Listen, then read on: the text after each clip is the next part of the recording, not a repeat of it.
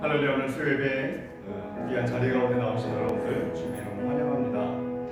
우리 삶 가운데 역사하시는 하나님이 오늘도 변함없이 우리와 함께 하시고 우리에게 하나님의 허락하신 그 행복 가운데 나아가길 원합니다. 우리가 찬양으로 하나님께 나아갈 때인데 오늘도 그 찬양 가운데 그 가사를 여러분 집중적으로 한번 보시고 이 삶 가운데 이 행복 가운데 우리가 매일 구할 수 있는 그런 삶이 되기를 구합니다. 이 시간 다시 한번 주님 앞에 나갈 텐데 주님 앞에 온전함과 감사와 우리가 함께 하시는 그 하나님의 그 사랑 가운데 은혜 가운데 함께 나가도록 합시다. 화려하진 않아도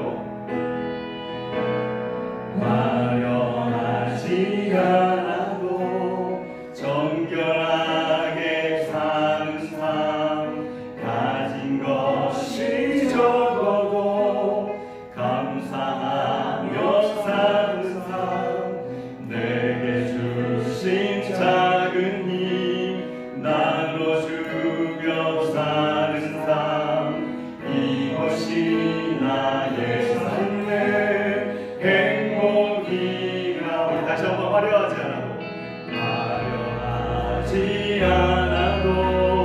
정결하게 사는 삶 가진 것이 적어도 감사하며 사는 삶 내게 주신 작은 힘 나눠주며 사는 삶 이것이 나의 삶의 행복이라오. 이것이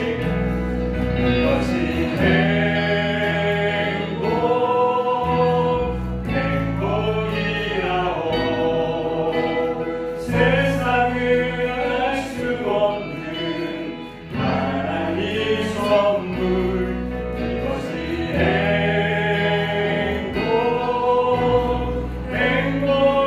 행복이라오. 하나님의 자녀로 살아가는 것 이것이 행복이라오.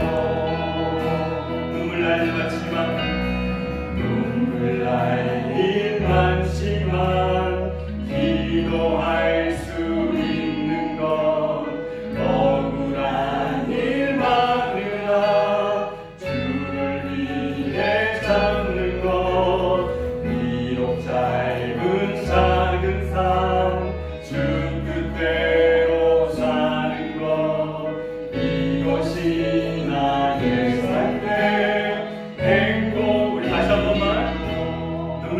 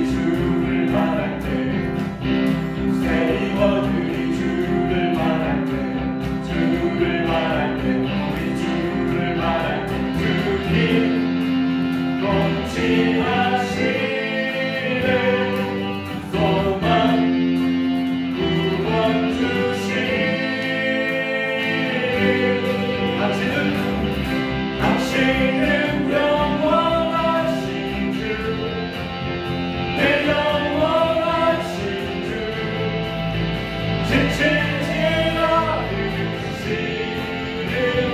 주님, 약한 자 환대시며 의로우사 되신 주, 목소리 같은 주시네.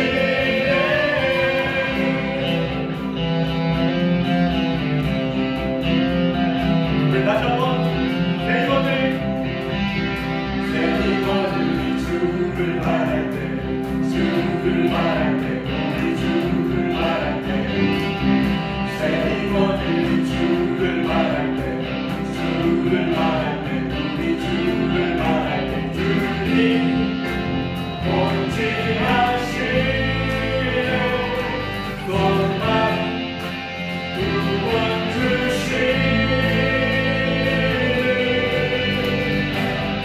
당신은 영원하신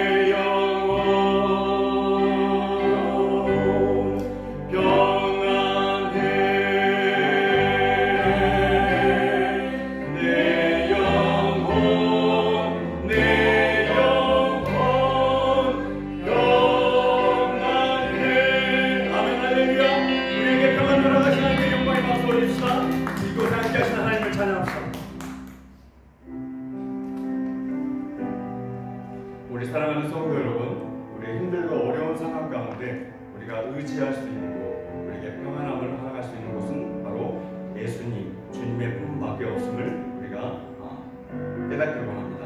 이 시간 우리가 하나님께 다시 한번 마지막으로 찬양 드릴 터인데, 그 품 안에, 오직 세상의 그 어떤 것도 아닌 예수 그리스도 품 안에 우리의 모든 것들을 맡기고 나아가겠습니다. 주님, 우리를 책임져 주시고 함께하여 주시옵소서. 그런 고백하는 마음으로 주님께 다시 나아가도록 합시다.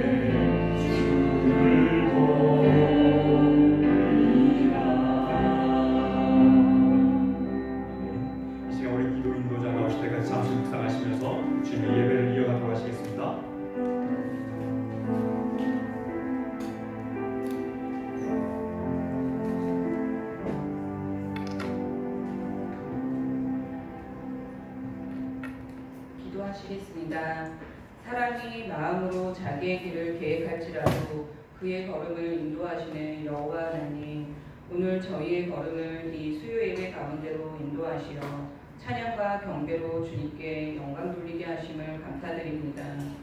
그 걸음걸음마다 축복하여 주시고 은혜를 베풀어 주시옵소서. 매일 눈을 뜨며 감사함으로 하루를 시작하게 하시고 건강한 몸을 허락하시어 가정과 이웃과 삶 속에서 건강하게 살아가게 하시니 이 모든 것이 주님의 은혜 아니며 누리지 못하는 삶인 것을 고백하옵니다. 신실하신 하나님, 믿음의 자녀들이 그 입술에 매일 감사가 마르지 않도록 기뻐하며 주님을 찬양케 하여 주시옵소서.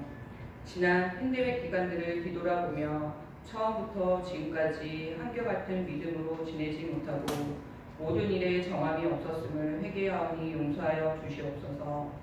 주님을 믿고 의지한다면서 모든 것을 입으로만 구하고 마음속으로는 의심과 두려움으로 온전히 주님을 보지 못하였습니다. 지금도 내려놓지 못한 욕심과 내가 계획한 일들이 있다며 다 내려놓고 주님께 모든 것을 맡기고 기도하게 하여 주시옵소서. 어떤 상황에서도 우리가 할 일은 하나님께 예배하여야 한다는 것을 더욱 절실히 알게 하시는 주님, 근심하지 말라. 여호와로 인하여 기뻐하는 것이 너희의 힘이니라. 예배가 우리의 삶을 바꾸고 회복시켜 주실 줄을 믿습니다.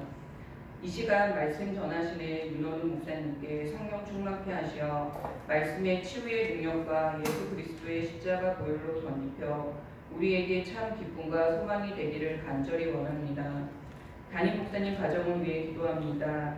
치료차 한국 방문 중이신 장기순 사모님, 모든 치료 일정 가운데 함께 하시어 치료 잘 마치시고 오실 수 있도록 인도하여 주시옵고 담임 목사님에게도 평강의 하나님이 함께 하시기를 기도합니다.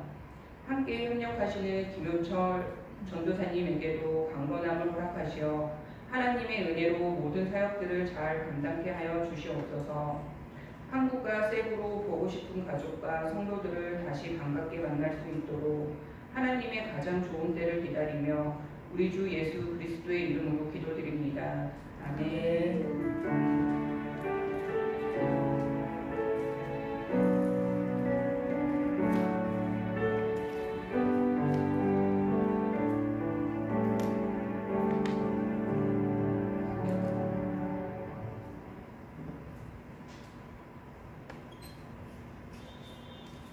하나님의 말씀 보시겠습니다. 하나님의 말씀은 야고보서 1장 21절로 27절 말씀입니다. 야고보서 1장 21절로 27절 말씀입니다.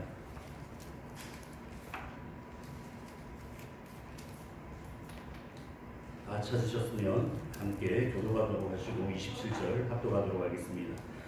그러므로 모든 더러운 것과 넘치는 낙을 내버리고 너희 영혼을 능히 구원할 바 마음에 심어진 말씀을 온유함으로 받으라.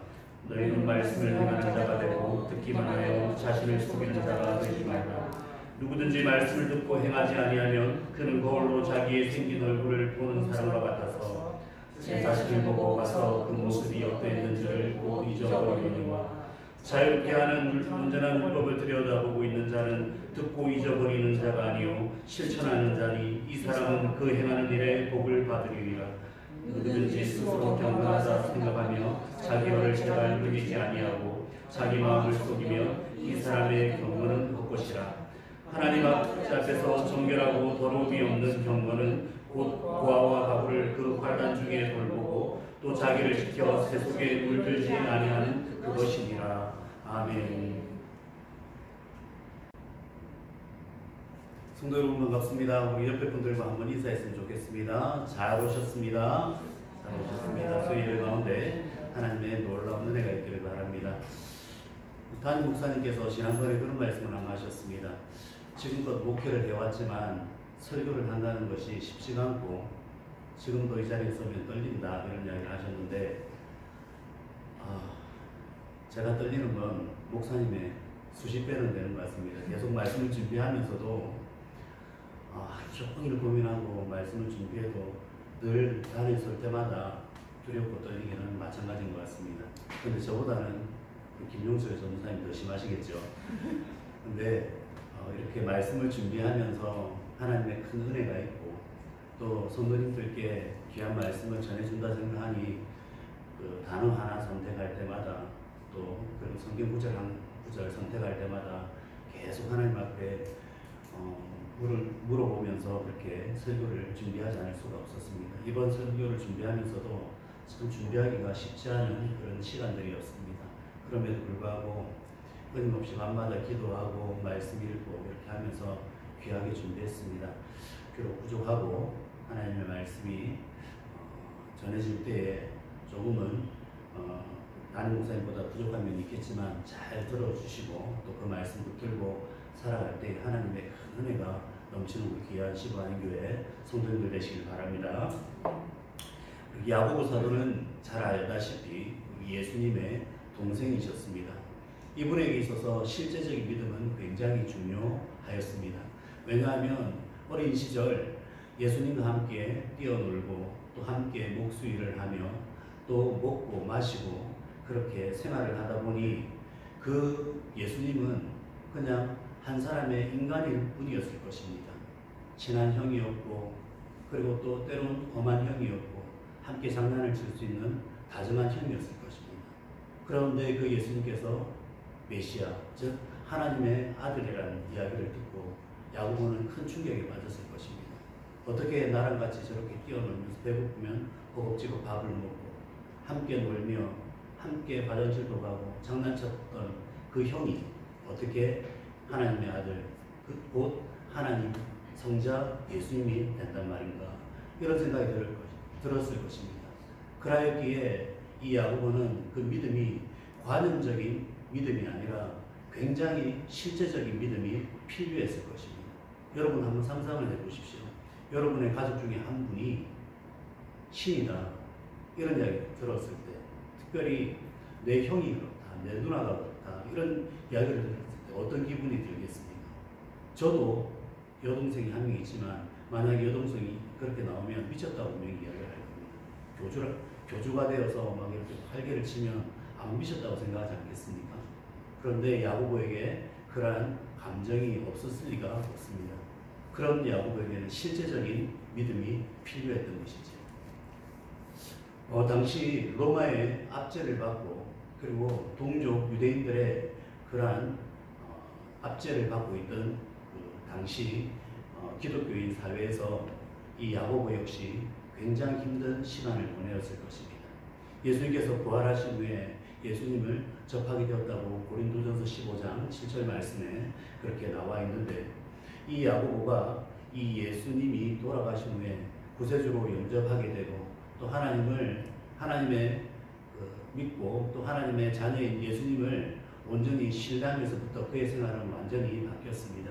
예루살렘 교회에서 수장으로 지내면서 예루살렘 교회의 그 기둥과 같은 역할을 하면서 이 야고보가 생활을 하고 있었는데, 당시 그 지중해 패권을 장악하였던 로마 제국의 핍박이 그 예루살렘에 직접으로 날아오지 않았겠습니까?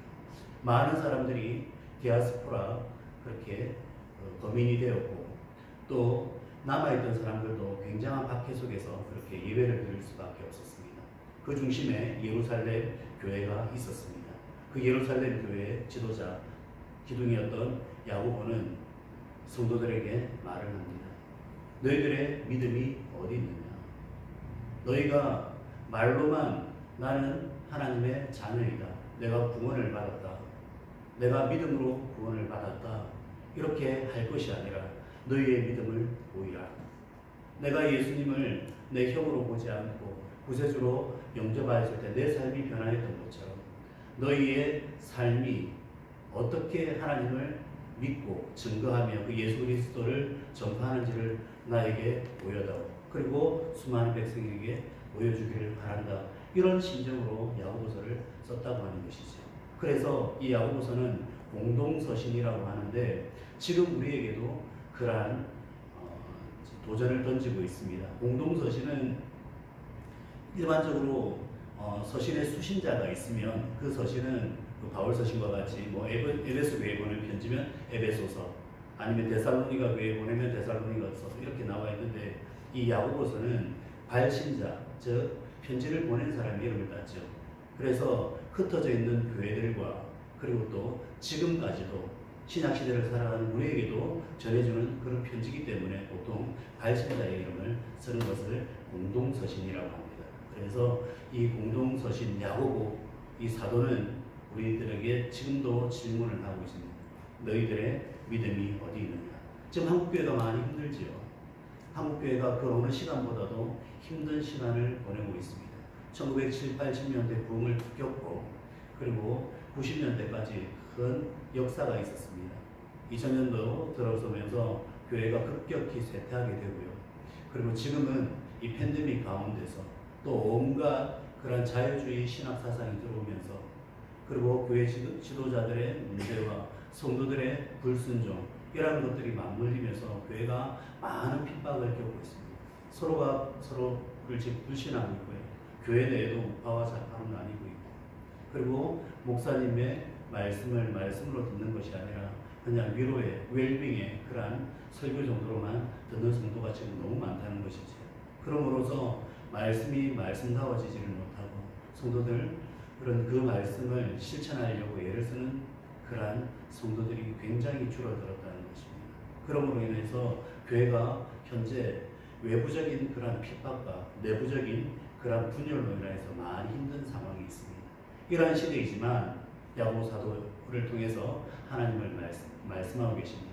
그 어떤 순간 속에서도 어려운 상황 속에서도 하나님의 그런 신실한 자녀들은 살아있고 세워져 있다고 그 가운데서도 하나님을 믿고 나아가는 그 참된 예배자가 있다고 성경은 말씀하고 있고 그 예배자를 지금도 찾고 있다고 하는 것입니다. 어느 시대에나 우리에게는 핍박과 시련이 있어 왔습니다. 예수님 시대에도 있었고요. 그리고 초대 교회에도 그러한 시련과 핍박이 있었습니다. 중세 시대 말할 것도 없고요.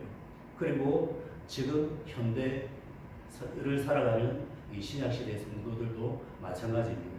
예수님을 믿는다는 것은 영광만 있는 것이 아니라 그 영광과 더불어서 시련과 고난 그리고 그 예수님의 십자가를 함께 지고 가야 하는 그런 사명도 우리에게 있다는 것이죠. 야고보서 1장 12절은 이렇게 말씀합니다. 함께 읽어보도록 하겠습니다. 시험을 참는 자는 복이 있나니 이는 시련을 견디어낸 자가 주께서 자기를 사랑하는 자들에게 약속하신 생명의 멸류관을 얻을 것이기 때문이라. 아멘. 시험을 참는 자. 여기서 시험은 성경에서 템테이션이라고도 하고요. 트라이얼 그리고 테스트라고도 할 수 있지만 특별히 여기서는 템테이션으로 많이 기록이 되어 있습니다. 유혹이 온다는 것이죠. 신앙생활을 하면 수많은 유혹 가운데 우리가 접하게 된다고 하는 것입니다. 여러분들도 지금 이 팬데믹 가운데 많은 유혹이 있을 것입니다. 과연 믿음이란 무엇인가? 과연 이렇게 예배를 드리는 것이 맞는가? 아니면 이렇게 신앙생활 하는 것이 맞는가? 하나님은 어디에 계시는가? 여러 가지 유혹이 온다는 것이지. 예배를 어떻게 드려야 할 것인가? 이런 상황 가운데서 외부적인 핍박이 온다면 더 심해지겠죠. 여러분들 지금은 우리가 이렇게 함께 모여서 예배를 드릴 수가 있습니다. 자유롭게 유튜브를 통해서 영상을 통해서 예배를 드릴 수 있습니다. 만약에 유튜브 아니면 뭐 일반 이런 SNS가 다 없어진다. 아니면 교회를 핍박하는 여러 가지 상황이 생긴다. 그래서 함께 모여서 예배할 수 없는 상황이 된다. 여러분 신앙 지키기가 쉽겠습니다. 여러분 그런 의미에서 북한에 있는 우리 귀한 성도들, 지하교회 성도들 그리고 중국 공산당 치하에 있는 성도들의 그 믿음은 보통 믿음이 아닌 것입니다. 여러분이 똑같은 상황에 처한다면 여러분 예배가 드려지겠습니까? 지금 이러한 상황에서도 이렇게 4분 5회를 하고 있는데 이런 상황 가운데서도 예배를 어떻게 드려야 되는데 그리고 마음껏 예배를 드릴 수 있는 상황 가운데서도 예배를 피하는 경우가 많은데 외부적인 핍박이 오면 어떻게 하시겠습니까? 그런데 오늘 야고보서 1장 12절에서는 시험을 참는 자, 그 테스트, 그 템테이션, 그 트라이얼을 잘 참아내는 사람은 이러한 시련을 견뎌낸 자는 주께서 약속하신 생명의 면류관을 주시겠다고 약속하고 계신 것입니다. 우리 주님도 산상수훈에서 그런 말씀을 하셨죠. 마태복음 5장 10절로 12절 말씀을 보시면 이렇게 나와 있습니다. 의를 위하여 박해를 받는 자는 복이 있나니 천국이 그들의 것이니라. 나로 말미암아 너희를 욕하고 박해하고 거짓으로 너희를 거슬러 모든 악한 말을 할 때에는 너희에게 복이 있나니 기뻐하고 즐거워하라. 하늘에서 너희의 상이 큼이라. 너희 전에 있던 선지자들도 이같이 박해하였느니라. 어느 시대에나 박해는 있었다는 것입니다. 어느 시대에나 템테이션은 있었다는 것입니다. 어느 시대에나 우리 신앙을 지키지 못하게 하는 여러 가지 유혹은 있었다고 하는 것입니다. 그러한 상황 가운데서도 끝까지 믿음을 붙들고 살아갔던 성도에게는 하나님께서 약속하신 그 생명의 멸관을 주시겠다고 하나님은 야고보 사도를 통하여서 우리에게 말씀하고 있는 것입니다. 우리가 이신칭의로 구원을 받는 것은 당연한 것입니다. 이신칭의, 믿음으로서 의롭다 칭함을 받는다. 또는 이신득의라고 하죠. 믿음으로서 의를 득한다, 얻는다 이런 뜻이죠. 여기에 대해서 야고보 사도는 결코 부정한 적이 없습니다.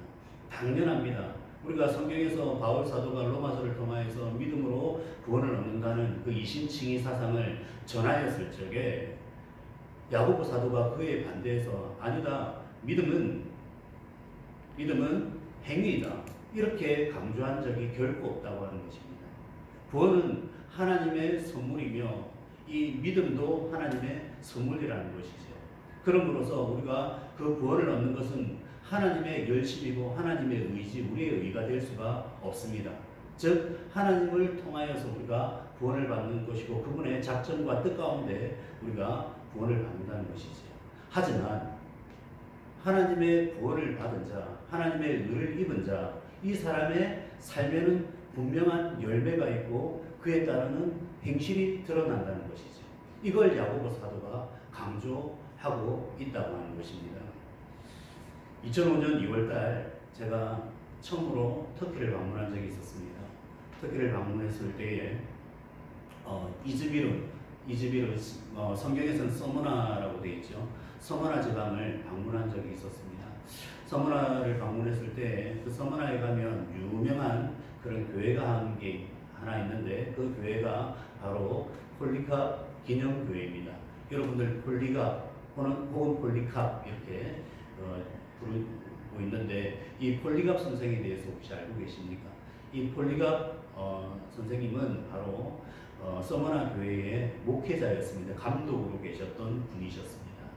이분이 AD 추정입니다. AD 69년도에서 AD 155년 정도까지 사신 것으로 추정을 합니다. 155년 혹은 또 156년 이렇게 이야기하는데 이분이 105년경에 이 서머나 교회의 감독직을 맡으면서 수십 년 동안 이 서머나 교회를 이렇게 담임을 하게 됩니다.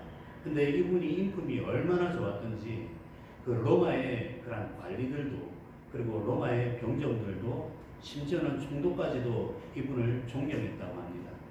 그런데 이 2세기 그러니까 101년 이후로 2세기에 그 로마가 각 그 디아스포라들 공격할 때 이 서머나도 예외가 없었다는 것입니다. 그래서 서머나 교회도 핍박이 나오게 되고 이 서머나 교회의 감독이었던 이 폴리갑 선생님을 피신을 시켰는데 결국 그 집에 있던 한 그 소년 그의 밀고로 인하여서 심하게 박해를 받고 이제 고문을 당하다 보니까 폴리갑 선생님이 어디 숨었습니다. 이야기하는 바람에 결국에는 잡혀가게 되죠. 그렇게 잡혀가서 총독 앞에 섰는데 그 유명한 말을 합니다. 만약에 당신이 폴리갑 선생 당신이 예수님을 한 번만 부인하고 당신의 주가 예수님이 아니라 시저 가이사르 즉 시저 황제라고 한 번만 이야기하면 예수님을 한 번만 부인하면 당신 살려줄 것이고 지금 체포되어 있는 서머나 성도들을 살려주겠다. 그렇지 않으면 당신은 사자의 밥이 되든지 아니면 화형대에 서게 될 것이다. 이렇게 이야기를 했죠. 그때 서머나 교회의 감독이었던 목사님이셨던 이 폴리갑 선생님이 말씀을 합니다. 86년간 하나님은 한 번도 나를 부인하신 적이 없으셨습니다. 86년간 한 번도 하나님은 나를 생각지 않은 적이 없으셨습니다. 그런데 내가 살려고 하나님을 어떻게 부인할 수가 있겠습니까? 내용은 비슷한 내용입니다. 다른 내용으로도 이렇게 전승이 되고 있지만 내용은 그겁니다. 86년 동안 내 평생이죠. 내 평생 하나님은 나를 돌보셨고 나와 함께 하셨고 나를 부인하지 않으셨는데 나를 구원하시기 위해서 그렇게도 나를 인도하셨는데 내가 어찌 하나님을 모른다 하겠습니까? 부인합니다. 그대로 이 폴리갑 선생님 화영대에서 장작더미에서 다 죽고 말게 됩니다. 이것이 바로 폴리갑 선생님이신데 이분이 바로 사도 요한의 제자셨습니다. 이분의 기념교회가 그곳에 있었습니다. 그곳에서 그 앞에서 서서 우리 함께 예배드리고 기도하고 잠시 그렇게 우리 신학생들이 함께 우리의 삶이 어떠해야 되는지 어떠한 신앙으로 우리가 목회 생활을 해야 되는지에 대해서 한번 생각했던 적이 있습니다. 이것이 바로 이 야고보 사도 시대의 사람들의 핍박과 고난이었습니다. 그러한 가운데서도 빛나는 별과 같이 하나님의 말씀을 전하고 그리고 순교하고 그렇게 살았던 신앙의 선배들이 있었기에 지금도 우리가 이렇게 예배를 드릴 수 있다고 하는 것입니다. 그러한 말씀이 지금도 우리 귓가에 들려오는 듯 합니다. 야고보 사도가 질문을 합니다. 너희의 믿음이 어디 있느냐? 너희의 믿음을 어떻게 증명하겠느냐 하고 말입니다.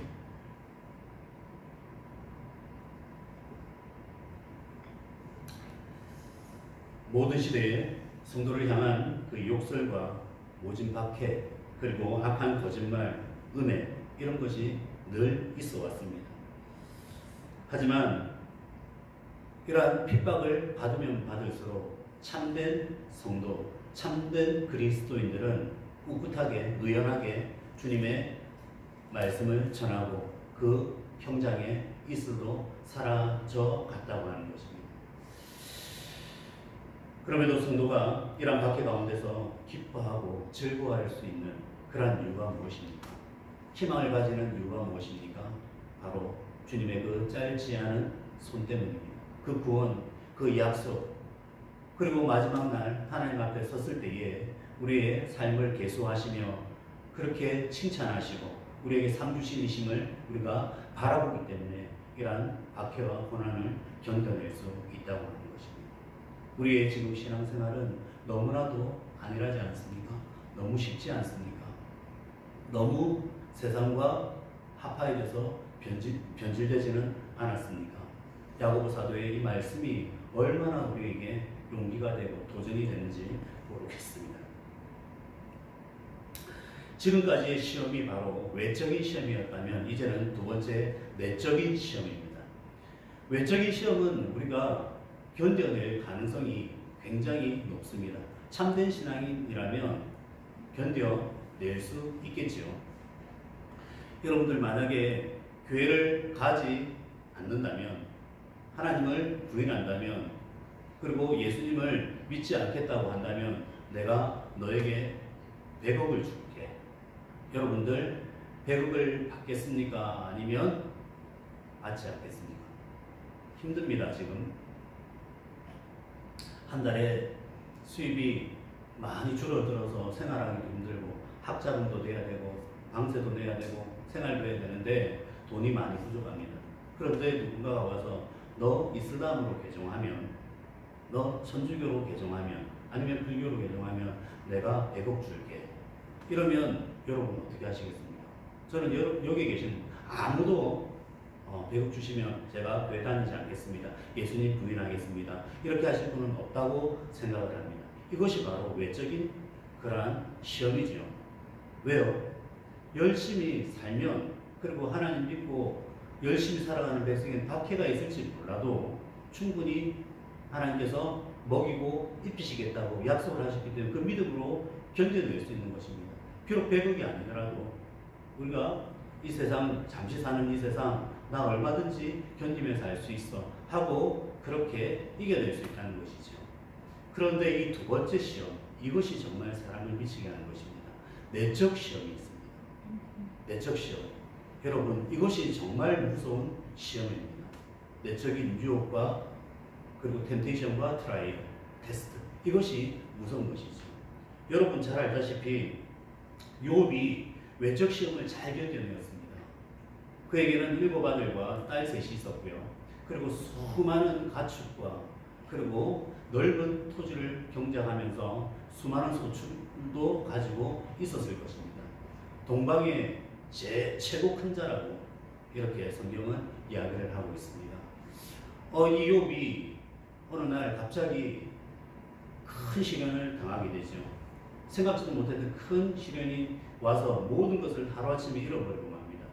그리고 몸에 병이 듭니다. 이때 욥이 그 시련을 이겨냈습니까? 못 이겨냈습니까? 욥은 이겨냈습니다. 놀랍게도 이겨내었습니다.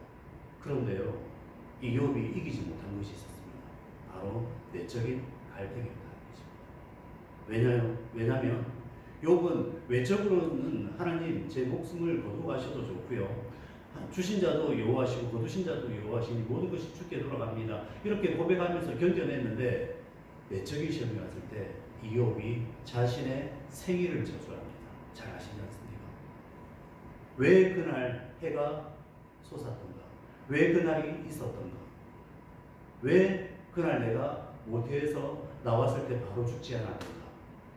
그러면서 이 내적인 고통을 토로합니다.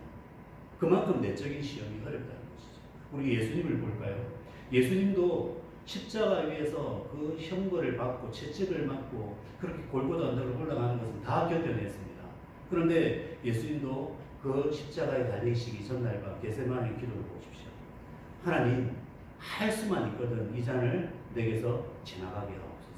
엄청난 내적인 고통과 유혹이 있었다는 이야기죠. 인간 예수의 모습을 보여주신 것입니다. 그리고 십자가에 못 박혔을 때 또 한 번 내적인 고통이 있었죠. 하나님, 어찌하여 나를 버리시나요? 신인 예수님께서 어떻게 그런 고백을 할 수 있나요? 그죠? 그런데 인간 예수님의 그 모습 가운데, 그 심령 가운데 그런 내적인 큰 고통이 있었고 유혹이 있었다는 거예요. 당장에도 내려와서 다 엎어버리고 싶은 그런 욕심이 있었다는 거예요. 마음이 있었다는 것입니다. 이 내적인 시험이 정말 무서운 것입니다. 여러분들 신앙생활 하면서 외적인 박해, 힘듦은 얼마든지 견뎌낼 신앙의 그러한 여유는 쌓였다고 생각을 합니다. 가정에서 누가 교회 나가지 마라 박해한다든지, 시어머니, 시아버지가 고통을 준다든지, 아니면 남편이 고통을 준다든지, 아니면 아내가 고통을 준다든지, 자녀가 고통이 된다든지, 그거를 이겨낼 수 있습니다. 그런데 스스로 내 마음속에 이 갈등이 진정으로 이 믿음의 싸움이 된다고 하는 것입니다. 우리 21절 말씀 한번 볼까요? 21절 함께 읽겠습니다.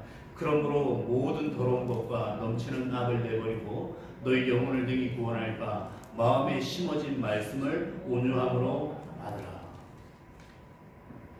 우리에게 이런 내적인 갈등이 있을 때 어떻게 우리가 이 내적인 이 갈등을, 이 유혹과 시험을 이겨낼 수 있는 것입니까? 그것은 바로 하나님의 말씀밖에 없다고 야고보 사도는 이야기하고 있는 것입니다. 마음에 심어진 말씀을 온유함으로 받으라.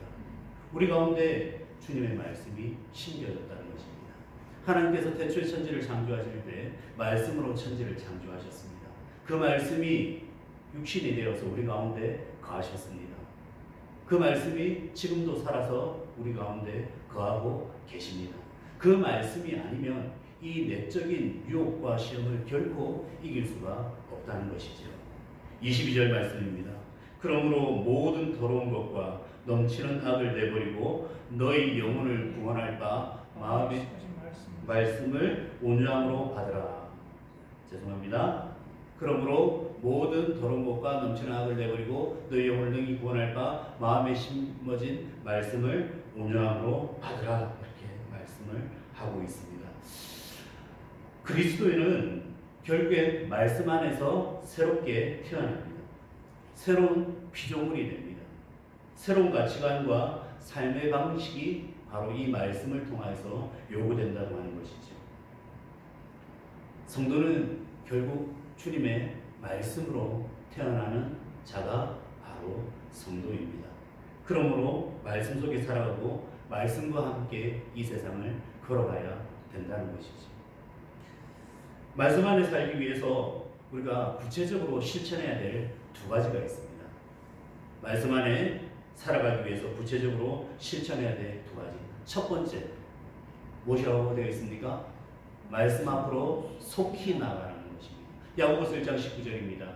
내 사랑하는 형제들아 너희가 알지니 사람마다 듣기는 속히 하고. 뭘 듣는 것입니까? 하나님의 말씀을 듣는 것이죠. 오늘 본문 읽지는 않았지만 너희가 말씀을 듣기는 속히 하고 말하기는 더디하며 썩내기도 더디하라. 말씀을 듣는 것을 속히 하라고 말씀하십니다. 여러분들 말씀을 얼마나 사모하십니까? 말씀을 하나님의 그러한 말씀으로 믿고 있습니까? 단지 이 성경책이 하나의 교양서적이나 아니면 나에게 위로를 주는 혹은 내 삶에 있어서 그냥 지침표 정도 되는 것으로 생각을 하십니까? 아니면 이것이 하나님이라고 생각을 하십니까?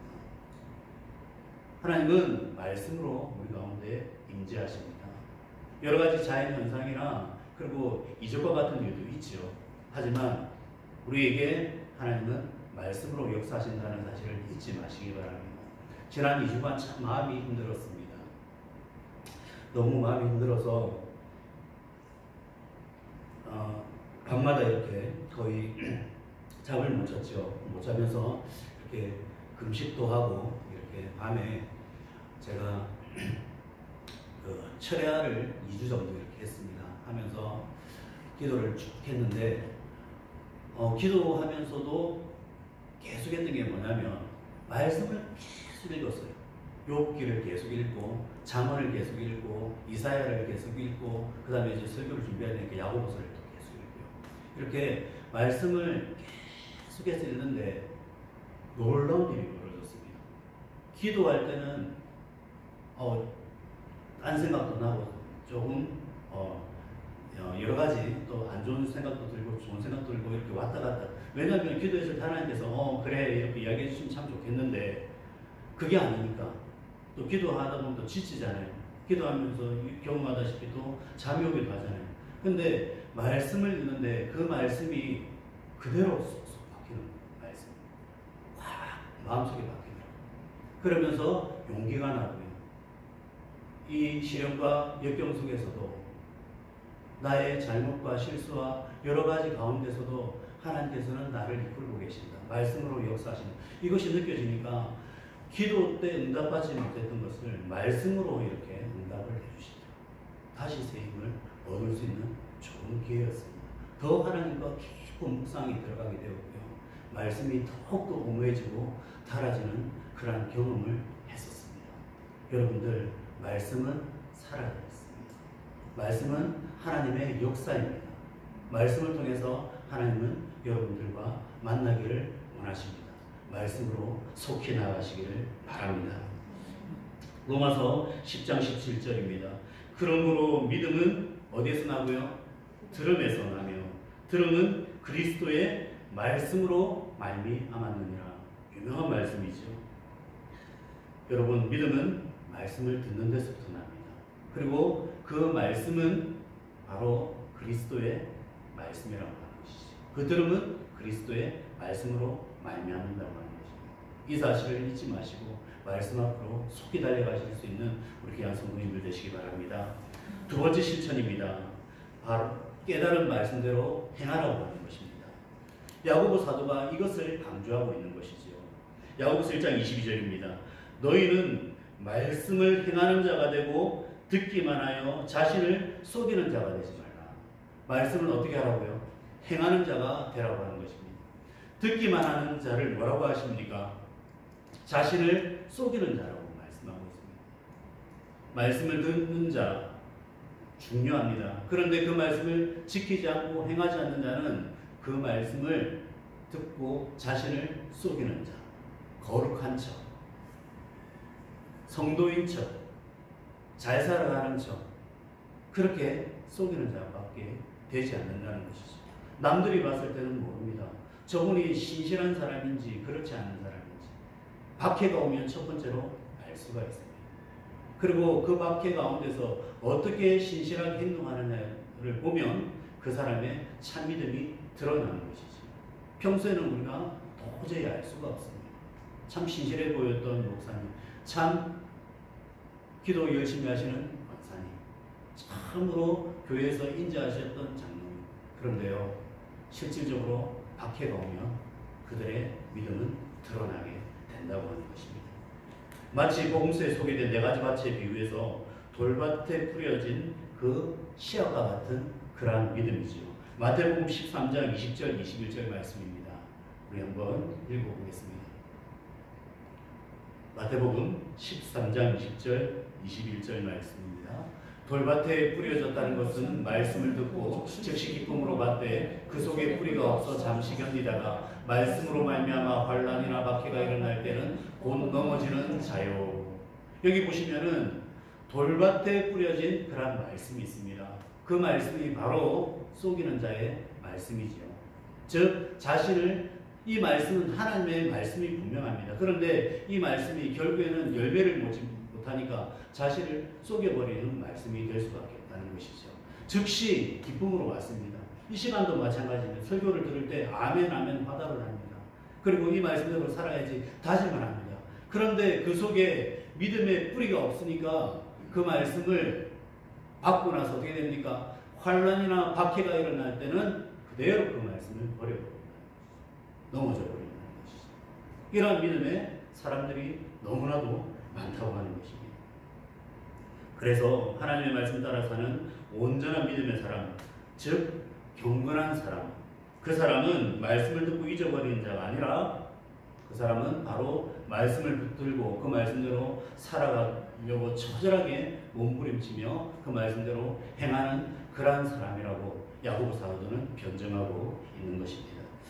하나님의 말씀을 안다고 하나님의 뜻대로 산다고 하는 그러한 말뿐인 그리스도인들을 이 야고보 사도는 속이는 자라고 말하고 있는 것입니다. 경건한 삶이란 그런 것이 아니라고 이야기하고 있습니다. 야고보서 1장 26절입니다. 누구든지 스스로 경건하다 생각하며 자기 혀를 제발 물리지 아니하고 자기 마음을 속이면 이 사람의 경건은 헛것이라. 갑자기 경건이라고 하는 단어가 나왔습니다. 믿음과 경건의 관계에 대해서 이야기를 하는 것이죠. 믿음은 바로 행함인데 이 행함이 바로 경건의 모습이라고 하는 것입니다. 경건이라는 단어를 신약 사전과 그리고 여러 사전들을 한번 찾아보았습니다. 경건을 요약하면 이것이었습니다. 경건이란 하나님을 경외하는 감정과 더불어서 그 말씀을 따라서 살아가는 성도의 삶이 경건이다. 칼빈 선생님도 이렇게 말씀을 하셨습니다. 그 말씀을 따라 살아가는 성도의 삶이 경건이다. 즉 영적인 부분, 그리고 우리의 지적인 부분, 감정적인 부분, 영육혼 모든 것이 전인적으로 예수님의 말씀을 따라 행하며 살아가는 것이 바로 경건이라고 하는 것이죠. 그래서 그는 참된 경건이란 무엇인지를 27절을 통해서 이렇게 가르칩니다. 잘 배우고 있는 말씀이죠. 하나님 앞에서 더러움이 없고 정결한 그러한 경건은 곧 고아와 가부를 그 환난 중에서 뭐하고요? 돌보고 자기를 지켜 새 속에 물들지 아니하는 그것이니라. 이것이 경건이라.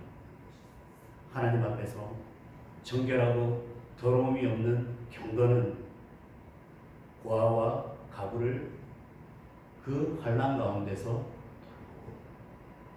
어떤 삶입니까? 가서 배고픕니다. 다오다오 하면 그래 배고픈 거 안다. 가서 사 먹어라. 기다리면 하나님이 채워주실 거야. 하나님께서 너의 기도를 들어주실 거야가 아니라 내가 할 수 있으면 내가 가서 친히 돕는 것이죠. 내가 보듬어 주는 것이죠. 내가 함께 울어주는 것이죠.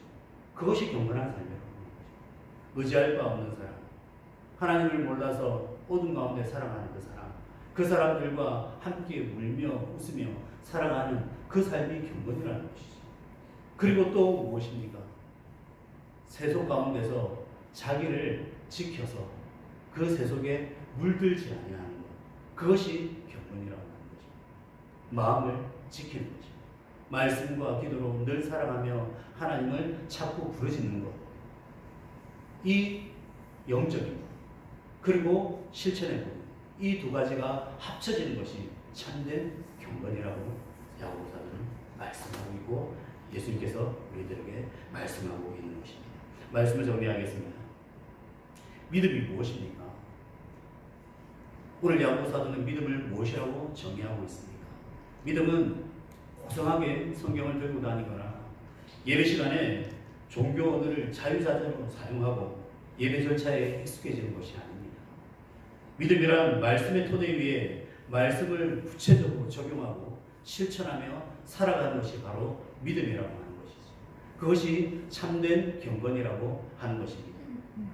믿음을 어떻게 보이겠습니까? 여러분의 말과 여러분의 행동과 여러분의 생각, 영적인 모든 부분, 예배드린 자세, 그리고 나아가서 사람들과 살아가는 이 세상에서 살아가는 그 모든 방식, 전인적인 모습을 통하여서 여러분의 믿음이 드러난다고 하는 것입니다. 우리의 구원은 하나님께서 주신 선물입니다.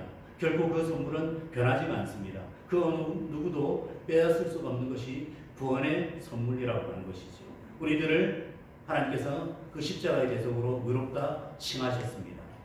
우리는 칭함을 받은 존재입니다. 의롭다 칭함을 받았습니다. 우리는 더 이상 사탄의 종이 아니고 죄의 종이 아니며 하나님의 거룩한 백성이라고 성경은 말씀하고 있습니다.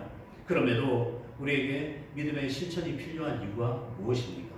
그것은 믿음의 사람, 하나님의 의를 입은 사람, 하나님의 백성에게는 분명히 그 삶을 통하여서 열매가 드러난다고 하는 것입니다. 그러한 열매를 통하여서 많은 사람들이 여러분들을 그리스도인이요, 하나님의 귀한 자녀요, 본받고 싶은 그러한 훌륭한 인격자로 존중받고 또한 여러분의 삶을 통하여서 이 세상이 더욱더 아름답게 빛나고 하나님께 영광이 되는 귀한 삶이 되기를 이 시간 주님의 이름으로 축원하며 소원합니다. 우리 잠시 기도하시겠습니다. 주 하나님 아버지 감사합니다. 야고보 사도께서 우리들에게 말씀하셨습니다. 너희의 믿음이 어디 있느냐? 너희의 믿음을 보이라. 하나님께서 주신 귀한 선물인 이 구원을 우리가 감사함으로 받습니다. 하지만 이 감사함으로 받은 이 선물을 땅에만 묻어두고 그리고 또 우리 자신의 것으로만 여기는 것이 아니라 우리의 삶을 통하여서 반드시 그 열매가 드러나게 하여 주시고 우리 삶을 통하여서 하나님의 영광을 받으시며 예수 그리스도의 그 놀라운 은혜가 그 십자가의 공로와 대속의 피가 증거되는 삶이 되기를 원합니다. 하나님 아버지, 저희의 믿음 없음을 용서하여 주시고 저희의 온전한 신뢰가 없음을 용서하여 주시옵소서. 행함이 없는 믿음은 죽은 믿음이라고 말씀하셨습니다. 진정한 행함을 통하여서 하나님이 홀로 영광 받으시는 그런 삶이 될 수 있도록 저희들을 담대하게 이끌어 주시옵소서. 세상의 많은 핍박과 박해와 고난 가운데서도 이 실은 많은 세상 그리고 또 사탄이 끊임없이 유혹하는 이 세상 가운데서 하나님의 거룩한 백성으로 빛나며 하나님의 자랑이 되는 우리 귀한 성도님 되기를 간절히 축원하며 이 시간 예수님의 이름 받들어 기도 올리옵나이다. 아멘. 우리 지난번에 불렀던 찬양입니다. 찬송을 준비하면서 이 찬양을 다시 한번 불렀으면 좋겠다 생각해서 이 찬양을 함께 불렀으면 좋겠습니다. 주여 진실하게 하소서. 찬양하며 나가겠습니다. 우리 믿음의 선배들, 초대교회 그 선배들, 그 핍박 가운데서도 박해 가운데서도 믿음을 지켰던 그 선배들, 우리의 신앙의 선배들을 생각하면서 우리가 그들과 함께 이 찬양을 부른다는 심정과 함께 찬양했으면 좋겠습니다. 함께 찬양하겠습니다.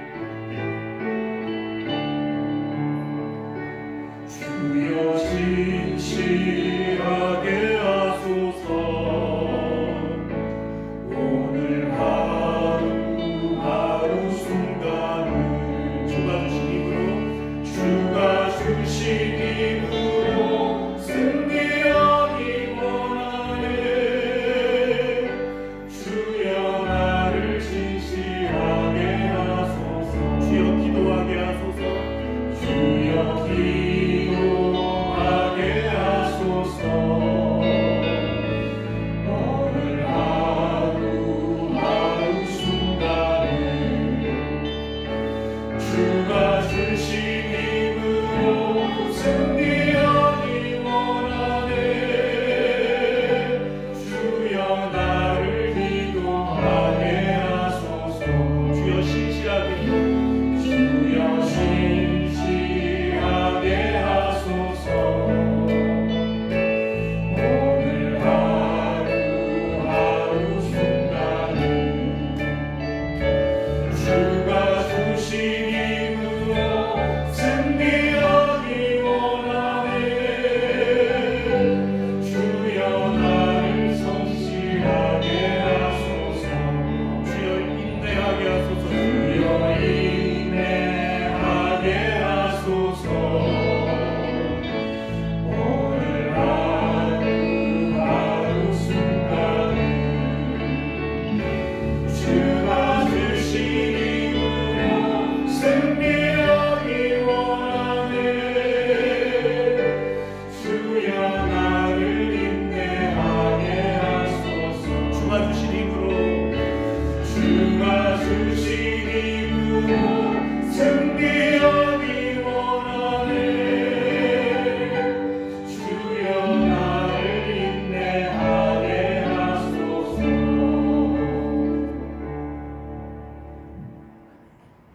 우리 주님 가르쳐 주신 기도 찬양하심으로 우리 수요예배 다시 보겠습니다.